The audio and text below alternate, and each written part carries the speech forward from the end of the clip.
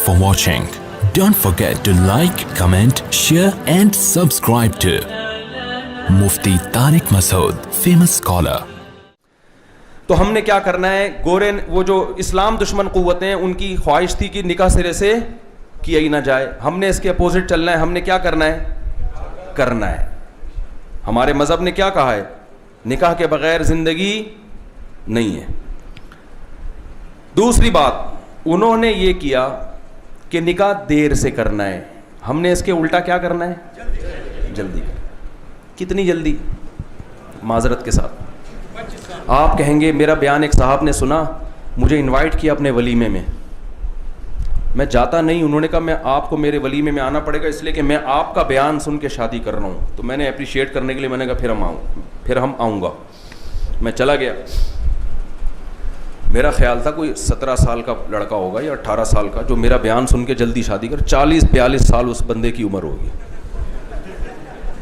تو میں نے اس سے کہا کچھ زیادہ جلدی نہیں ہو گئی, تھوڑا لیٹ ہو جاتے.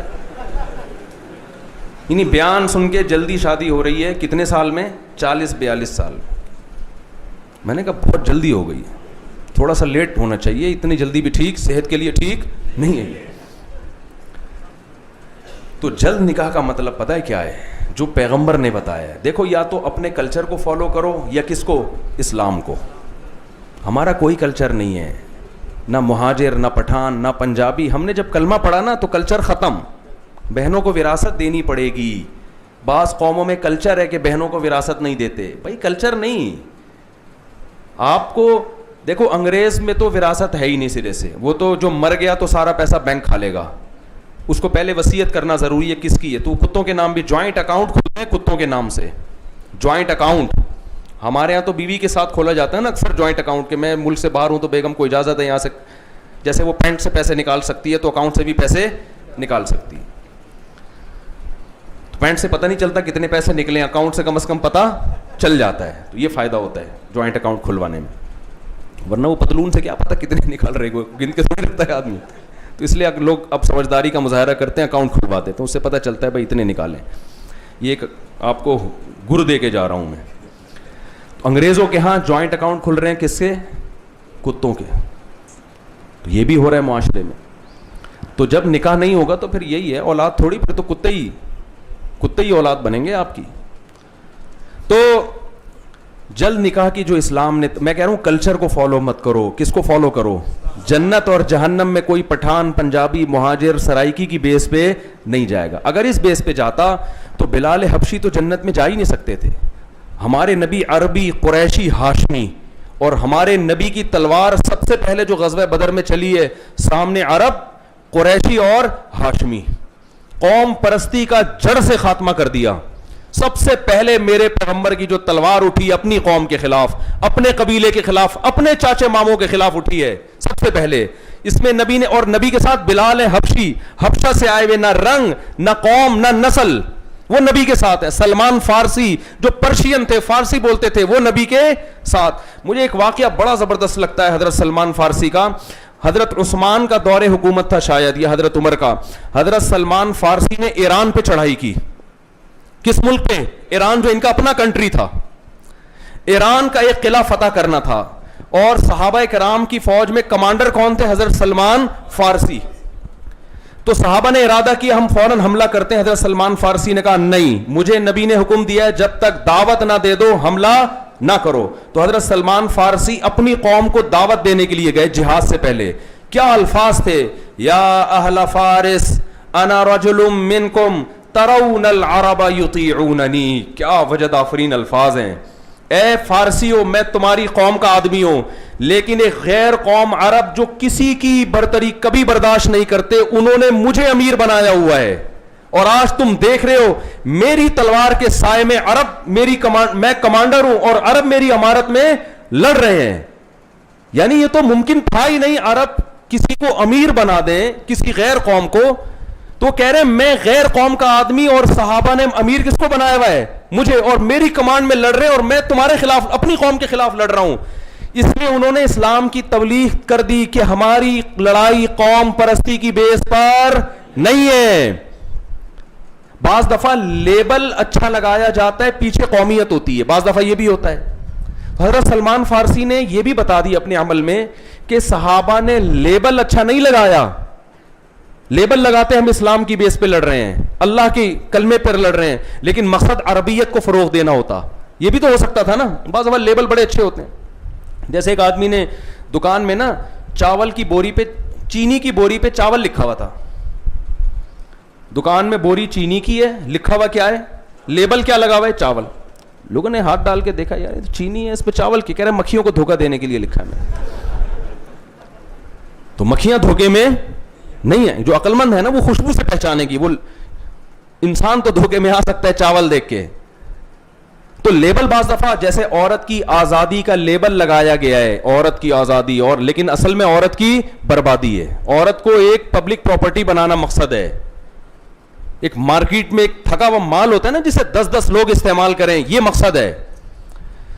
تو میں یہ عرض کر رہا ہوں کہ حضرت سلمان فارسی نے کیا فرمایا کہ صرف لیبل نہیں ہے اسلام کا, عمل بھی ہے. کہ ایک فارسی بولنے والے کو, ایران میں رہنے والے کو عرب نے اپنا کمانڈر بنایا ہوا ہے. عمل کر کے دکھایا کہ ہم قوم پرستی کے خلاف ہیں. تو میں یہ عرض کر رہا تھا کہ اپنے کلچر کو فالو نہیں کرنا. بھائی اسلام نے کیا کہا, بخاری مسلم کی حدیث ہے, قرآن کی آیتیں ہیں, انکحوا الایام منکم من استطاع منکم الباءۃ فلیتزوج. نبی نے فرمایا جو بلوغت کی دہلیز پہ قدم رکھے, حدیث کا مفہوم ہے, تو اگر اس میں نکاح کی استطاعت ہے تو نکاح کر لے. استطاعت نہیں ہونے کا مطلب رشتہ ہی نہیں مل رہا اس کو. اتنا غریب ہے کہ کوئی لفٹ کرانے کے لیے تیار نہیں ہے. لیکن اتنے غریب مارکیٹ سے آج کل کیا چل رہے ہیں, شارٹ. جس کی گرل فرینڈ ہے نا, اس کا مطلب وہ خرچہ فری میں تھوڑی ملتی ہے گرل فرینڈ. ایک آدمی گیا ہوٹل پہ گرل فرینڈ کو لے کر, کہتے اللہ کے نام پہ 2 دودھ پتی دے دو. اس نے کہا دوسری کس کے لیے, کہہ رہے گرل فرینڈ کے لیے. کہتے کم بہت اتنا غریب ہو کے گرل فرینڈ رکھی ہوئی ہے, کہہ رہے ہو کے نہیں رکھی, رکھے ہوا ہوں. سارا کس پہ لٹا دیا. حرام میں اللہ نے مالی برکت کا وعدہ نہیں کیا, نکاح میں اللہ نے مال میں برکت کا وعدہ کیا. بیوی پہ خرچ کرو گے اللہ لوٹائے گا. قرآن کہتا ہے ان یکونوا فقراء یغنیہم اللہ من فضلہ. نکاح کرو اگر فقیر ہوگے تو اللہ اپنے فضل سے غنی کرے گا تمہیں. تو پہلا کام کیا کرنا ہے, نکاح ہم نے کرنا ہے. دوسرا جلدی کرنا ہے. اس میں کس پہ توکل کرنا ہے, اللہ پہ. اللہ کھلائے گا. آج تک کھلا رہا ہے کہ نہیں کھلا رہا. میں رکشے ٹیکسی والوں کو دیکھتا ہوں, غربت. ہمارے سوات میں ایک دوست تھا, رکشہ چلاتا ہے, میرا شاگرد ہے. میں اس کے گھر گیا, اس نے دعوت کی, اتنا غریب, باپ کے حالات بھی خراب, بیٹے کے حالات بھی خراب. ایک دن کیا ہوا, مجھے کہتا ہے مفتی صاحب میری شادی ہے, اس میں آپ نے آنا ہے. میں نے کہا بھائی تیری شادی, تمہارے تو ابا کی آمدن بھی نہیں ہے, تمہاری تو اپنی آمدن بھی نہیں ہے, روزگار ہی نہیں ہے, شادی بھی کر رہے. اس نے کہا ہمارے ہاں یہ نہیں دیکھا جاتا کہ آمدن ہے یا نہیں ہے, بچہ بالغ ہو گیا کرنی ہے, کوئی مسئلہ نہیں. اور ہو گئی, 1 سال ہو گیا ماشاءاللہ. میں گیا اس کے ولیمے میں, کچھ بھی نہیں تھا بیچارے کے پاس. کوئی بات نہیں, میں نے کہا اللہ اس میں انشاءاللہ برکت دے گا. برائی سے بچ گئے, زنا سے بچ گئے. غریب آدمی بھی لڑکیاں رکھتا ہے, گرل فرینڈ بناتا ہے آج کل. اس وقت اس کو یہ نہیں دیکھتا کہ میں بے روزگار ہوں یا کیا ہوں. غریب کو رشتہ ملتا ہے. غریب لوگ کہتے ہیں نا غربت میں کیسے لڑکی کو کھلائیں گے. بھائی ایسی لڑکی سے شادی کرو جس کا باپ آپ سے بھی زیادہ غریب ہو. اب سوات میں جو وہ غریب فیملی تھی, انہوں نے ایسی جگہ شادی کی جو ان سے بھی زیادہ غریب. اس کے باپ وہ بھی نہیں کھلا پا رہا جو اس لڑکے کا باپ اپنی اولاد کو کھلا رہا ہے. تو انہوں نے دے دی. انہوں نے کہا چلو ہمارے یہاں سے تو اچھا ہی کھائے گی نا. یہ اعتراض کہ میں غریب ہوں شادی نہیں کر سکتا, یہ وہ کرے گا جو سب سے زیادہ دنیا میں غریب ہو. سمجھتے ہو, وہ کہے گا بھائی مجھے کوئی بیٹی دینے کے لیے تیار نہیں ہے. لیکن آپ اگر غریب ہیں تو آپ سے زیادہ غریب آپ کو دینے کے لیے تیار ہو جائے گا. آپ خود تیار نہیں ہیں تو کر لیتے ہیں. اور ہم نے ایسے کروڑ پتی بھی دیکھے ہیں, کتنے ڈالر کما رہے ہیں, لیکن بھائی جب بچہ جب تک اپنے پاؤں پہ کھڑا نہیں ہوگا, اور پاؤں پہ کھڑے ہوتے ہوتے 50 سال کا ہو جاتا ہے, پھر میرے بھائی وہی بات ہے. معذرت کے ساتھ مثال تھوڑی سی نازیبا ہے. ایک بوڑھے کے سامنے بادام آئے, وہ غریب تھا, اس نے کبھی بادام نہیں کھائے تھے. تو جب بادام آئے تو کہنے لگا ہائے ہائے. بادام خریدے اس نے اپنے پیسوں سے نا, گھر لے آیا کہ چلو ہم نے غربت میں کبھی بادام کے پیسے نہیں تھے تو بس सूखे चावल खा के गुजारा किया, आज अल्लाह ने पैसा दिया तो हम बादाम खरीद के खाएंगे. जब बादाम ला के रखे अफसोस से कहने लगा कि जब दांत थे तो बादाम नहीं थे, अब जब बादाम है तो दांत चबाने के लिए दांत नहीं. समझ में आ रही है? कह रहे जब अल्लाह ने दांत दिए थे तो बादाम खाने के पैसे नहीं दिए थे, जब अल्लाह ने बादाम के पैसे दिए तो दांत छीन लिए, अब क्या करूंगा इसको, मैं कैसे खाऊंगा. तो हमने क्या करना है भाई, निकाह जल्दी करना है, ठीक है ना. दूसरी बात जो बहुत से लोग इसमें इख्तलाफ करेंगे, इस्लाम दुश्मन कुव्वतें चाहती हैं निकाह कितना हो, सिर्फ एक.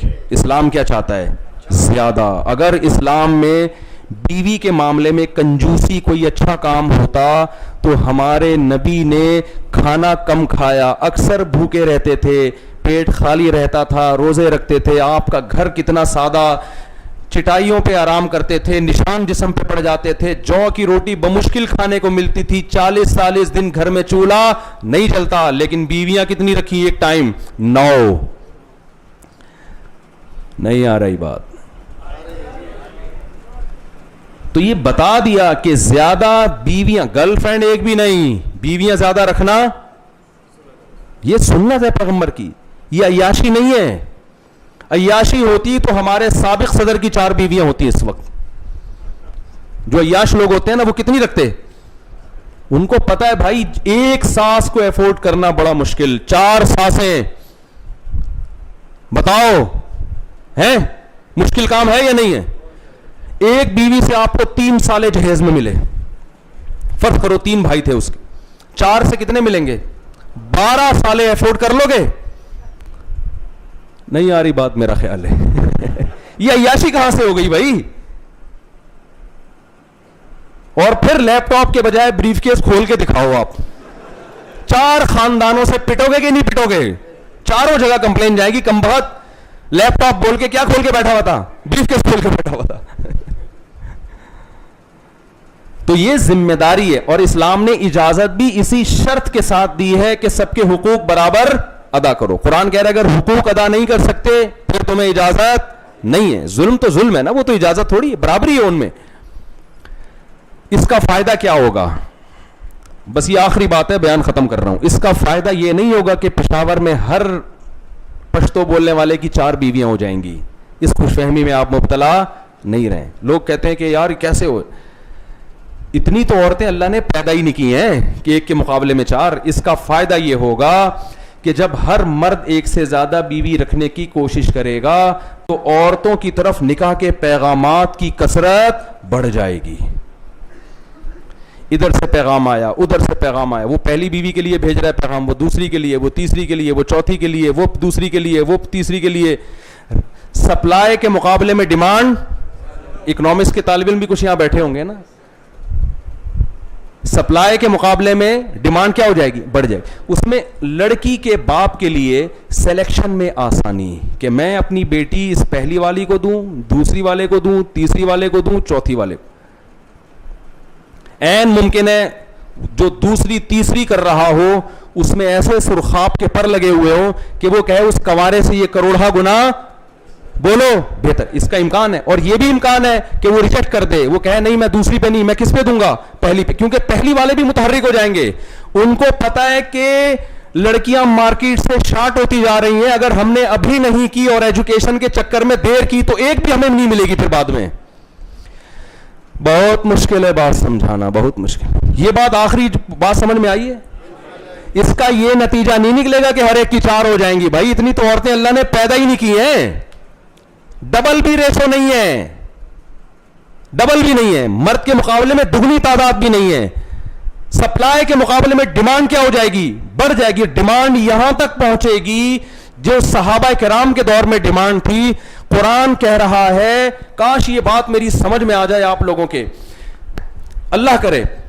कुरान कह रहा है सहाबा किराम को सूरह बकरा में कि जो औरतें बेवा हो जाती हैं इद्दत के दौरान निकाह का पैगाम मत भेजो. लेकिन आगे कुरान क्या कहता है, अलीम अल्लाहु अन्नकुम सतज़कुरूनहुन्ना, अल्लाह को पता है तुम बाज नहीं आओगे, तुम उनको याद करोगे, तुम्हें इतनी रग़बत होगी कि वो बेवा हुई है मैं फौरन पैगाम भेजूं. اتنی خواہش ہوگی ہم تمہیں اتنی چھوٹ دے دیتے ہیں, لیس علیکم جناح لا جناح علیکم فیما عرضتم به من خطبۃ النساء, گول مول طریقے سے اشاروں سے نکاح کا پیغام بھیج سکتے ہو. یہ بیوہ عورت کی قدر تھی صحابہ کے دور میں, آج کنواریوں کی یہ قدر نہیں ہے معاشرے میں. کیوں؟ اس لیے کہ جب صحابہ نے 2 2 3 3 4 4 بیویاں رکھی تھیں تو عورت ملنا آسان کام نہیں تھا.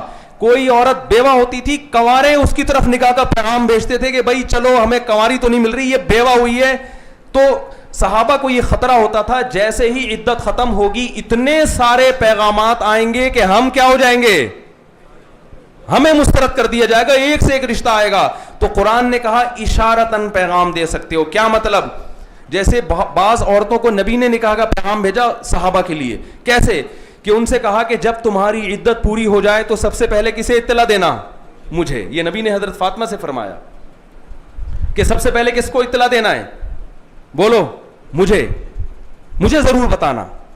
اور وہ کیوں؟ اس لیے کہ حضرت زید ابن حارثہ جو نبی کے چہیتے تھے, آپ صلی اللہ علیہ وسلم ان کا نکاح کس سے کرنا چاہتے تھے؟ یہ غالباً فاطمہ بنت ثابت تھیں یا فاطمہ بنت جبیلہ, مجھے ان کا پورا نام یاد نہیں ہے. تو زید ابن حارثہ سے یہ نکاح کرنا چاہتے تھے نبی صلی اللہ علیہ وسلم ان کا. تو حضرت فاطمہ کہتی ہیں میں جب بیوہ ہوئی تو جیسے ہی میری عدت پوری ہوئی ہے عرب کے سرداروں کے پیغامات آنا شروع ہو گئے. ایک بیوہ عورت کی عدت پوری ہو رہی ہے اور پیغام کون بھیج رہا ہے؟ عرب کے بڑے بڑے سردار. لیکن مجھے نبی نے بتایا تھا کہ جیسے ہی عدت پوری ہو کس کو بتانا ہے؟ مجھے اطلاع دینی ہے. اطلاع دی. فرمایا کہ نبی نے اپنے منہ بولے بیٹے کے لیے مجھے نکاح کا پیغام دیا. آج ہمارے معاشرے میں کراچی اور لاہور میں تو تباہی پھیل چکی ہے. آپ کو بتا دوں بہت معاملہ, جس کے بیٹی پیدا ہو جائے وہ رونا شروع کر دیتا ہے. یہاں ابھی اتنی معاملات خراب نہیں ہیں لیکن ہو جائیں گے, آپ اس خوش فہمی میں نہ رہیں. وہاں تو میں نے خود روتے ہوئے دیکھا, اچھے پڑھے لکھے لوگوں کو بچی پیدا ہوئی, باپ بھی رو رہا ہے ماں بھی رو رہی ہے. تو یہ حالات یہاں بھی پیدا ہوں گے فیوچر میں. تو یہ سپلائی کے مقابلے میں کیا ہوگا؟ ڈیمانڈ. اس میں عورت کے لیے, لڑکی کے باپ کے لیے, اپنی بیٹی کے لیے اچھے رشتوں کا تلاش کرنا آسان ہو جائے. پھر اس کی مرضی, کنوارے کو دے, دوسری والے کو دے, وہ اس کی ہیڈک ہے, کیونکہ آپ کے ارادے سے تھوڑی ہو جائے گی. آپ نے میں سے ہر شخص نے ارادہ کہ میں 4 کروں گا, تو پیغام بھیج کے تو دیکھو آپ بولے گا بھائی کیا کیوں دوں؟ اس کو وہ جب دے گا جب مجبور ہوگا, یا آپ کے اندر کوئی بہت زیادہ کوالٹی ہوگی. تو اس میں فائدہ لڑکیوں کو ہے, مرد تو ذمہ داری میں پھنسے گا. فائدہ کس کو ہے؟ عورت کو فائدہ. اس کے لیے کفو میں رشتہ, اس کے ہم پلہ, اس کے ابھی جو ہو رہا ہے, ماسٹر لڑکیاں میٹرک پاس سے شادیاں کر رہی ہیں, مجبور ہیں وہ. پی ایچ ڈی لڑکیاں 8ویں سے بھاگے ہوئے سے, میں نے خود پڑھائے ہیں نکاح. ڈاکٹر لڑکی کا میں نے 8ویں سے بھاگے ہوئے سے پڑھایا ہے یا میٹرک سے بھاگے ہوئے سے. لیکن وہ لڑکی مجبور ہے, وہ اس کو کوئی انسان کا بچہ ہی نہیں مل رہا, کوئی ڈھنگ کا آدمی. اس نے کہا چلو یہ آدمی ہونا کافی ہے. لیکن پھر طلاقیں ہوں گی کہ نہیں ہوں گی؟ وہی ہوا تھوڑے دن میں اطلاع آ گئی کہ وہ اتنا نالائق آدمی تھا. ابے تیرے کو ڈاکٹر لڑکی مل گئی ہے تو اب شکر ادا کر اللہ کا. وہ کم بخت ذہن کا بھی ان پڑھ, وہ ہنی مون منانے اپنی بیگم کو لے کے جا رہا ہے بیگم کے خرچے پہ. یہاں سے ان کے اختلافات, بلکہ بیگم بھی نہیں, اس نے کہا آدھا خرچہ میرا, آدھا. بالکل انگریز سسٹم نا. وہاں گرل فرینڈ کو بھی اپنے خرچے پہ برگر نہیں کھلایا جاتا, گرل فرینڈ کو بھی. ہمارے یہاں تصور ہے کہ بیگم کے لیے, اور بیگم بھی نئی نویلی دلہن ہو, آپ 2 پیپسی لے کر آئے, دلہن کو دی آپ نے اور کہا اس کے پیسے دو, اسی وقت طلاق مانگے گی نہیں مانگے گی؟ کیا خیال ہے بھائی؟ تو وہ مجھے اس ڈاکٹر لڑکی نے فون کر کے بتایا کہ ہنی مون پہ ہم جا رہے ہیں, فرسٹ ٹائم, ایک تو یہ میٹرک پاس ہے, میں نے شادی کر لی. میں نے کہا چلو یار کوئی بات نہیں, میں ڈاکٹر ہوں, کوئی مسئلہ نہیں ہے. ہنی مون پہ آدھا خرچہ کہہ رہا ہے, کون کرے گا؟ تم, آدھا میں.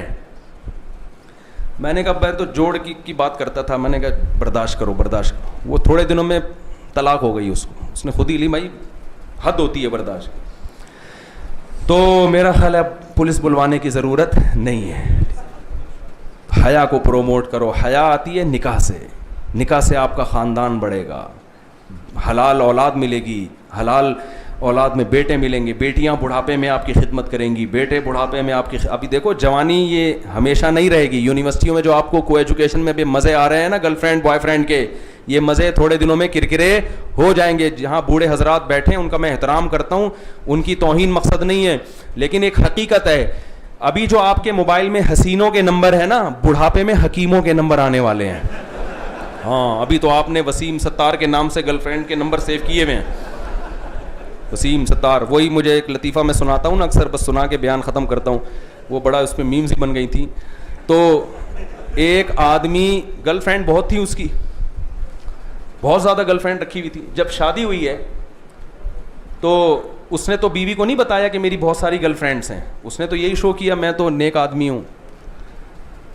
تو جو جیسا ہوتا ہے پھر آگے سے مال بھی اس کو ویسا ہی ملتا ہے اکثر, یہ قاعدہ کلیہ نہیں ہے.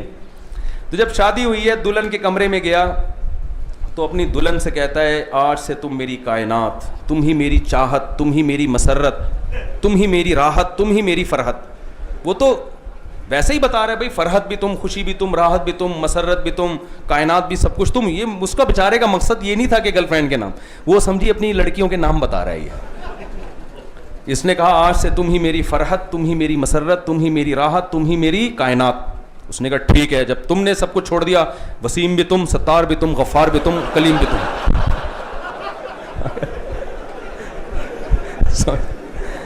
وسیم بھی تم, غفار بھی تم, ستار بھی تم اور کلیم بھی تم. وہ حیران سٹ پٹا گیا, یہ کیا ہو رہا ہے بھائی. تو بھائی یہ کلچر اچھا لگتا ہے؟ ہاں اچھا نہیں لگتا تو پھر جو کہہ رہے ہیں نا, میں اپنی بات تھوڑی کر رہا ہوں, میں تو اللہ رسول کی بات کر رہا ہوں, پھر اسی پہ آ جاؤ. اللہ ہمیں سمجھنے کی, عمل کرنے کی توفیق عطا فرمائے. وما علینا الا البلاغ.